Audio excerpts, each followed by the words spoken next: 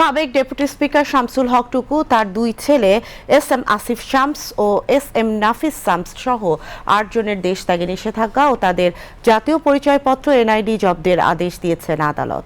আজ ঢাকার metropolitan senior special জজ জাকির হোসেন গালিব দুদকের পৃথক আবেদনের পরিপ্রেক্ষিতে এ আদেশ দেন।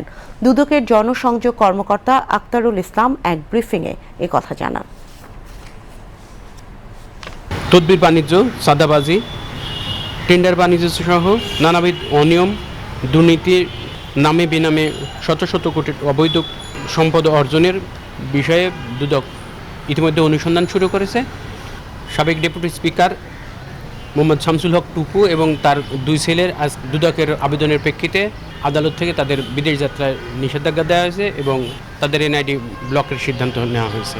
গাজী সালাউদ্দিন তানভীর, এনসিপির সাবেক সদস্য সচিব, বিদেশ যাত্রায় নিষেধাজ্ঞা এবং জাতীয় পরিচয়পত্র ব্লকের বিষয়ে আদালতে দুদকের পক্ষ থেকে আবেদন করা হয়েছে। স্বাস্থ্য মন্ত্রণালয়ের মাননীয় উপদেষ্টার সাবেক ব্যক্তিগত কর্মকর্তা তুহিন ফারাবি এবং ডাক্তার মাহমুদুল হাসানের বিরুদ্ধে যেহেতু অনুসন্ধান কার্যক্রম চলমান দুদকে, সেজন্য তাদের বিদেশ যাত্রা রহিতকরণে আদালতে আবেদন করা হয়েছে। একই সাথে তাদের জাতীয় পরিচয়পত্র ব্লক করার সিদ্ধান্ত নেওয়ার জন্য কোর্টের কাছে আবেদন জানানো হয়েছে।